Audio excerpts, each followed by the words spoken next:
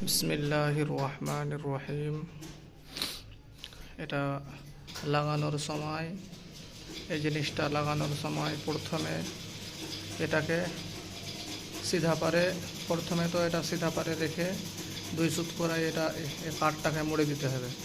এই কাঠ যেগুলো মারা রয়েছে এগুলো কাঠগুলোকে প্রথমে এটাকে মুড়ে দিতে হবে। প্রথমে এটাই কাজ, এভাবে করে এখানে রেখে এটা সেলাই মেরে দিতে হবে। প্রথমে 2 সুত করে মোড়ার পরে 2 সুত করে মুড়ে দিলে 2 সুত সিলে রেখে এই কাঠগুলোকে প্রথমে এটাকে মেরে দিতে হবে।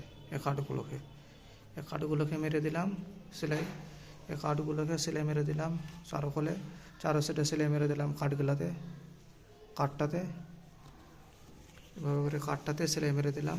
এভাবে করে কাঠটাতে পুরো কাঠটাতে সেলাই মেরে দিলাম। এভাবে করে সেলাই মেরে দিয়েছি। প্রথমে এটাকে না হয়ে যায়, এটা না উঠে যায়, তার জন্য এটা না উঠে যায়, তার জন্য এটাতে সেলাই মেরে দিলাম। এটা না উঠে যায় তার জন্য। তারপরে এটা হয়ে গেল সেলাই মারা, এটা সম্পূর্ণ সেলাই মারা হয়ে গেল। এটা সম্পূর্ণ সেলাই মারা হয়ে গেল কাঠগুলোতে। এই কাঠটাতে সেলাই মারা হয়ে গেল সম্পূর্ণ। এটা না উঠে যায় সেরকমভাবে সেলাই মেরে দিলাম। একটু দবিয়ে ভালো করে সেলাই মেরে দিলাম 2 সুত করে চারো কোলে ভালোভাবে। তারপরে সেলাই হবে এটা উল্টো পার আর এটা উল্টো পার, দুটাকেই উল্টো পার রাখতে হবে। এটা উল্টো পার আর এটা উল্টো পার, উল্টো পারে সেলাই করে দিলাম। এটা উল্টো পারে সেলাই করে দিলাম। সেলাই করার পরে 2 সুত করে এখানে সেলাই করে দিলাম।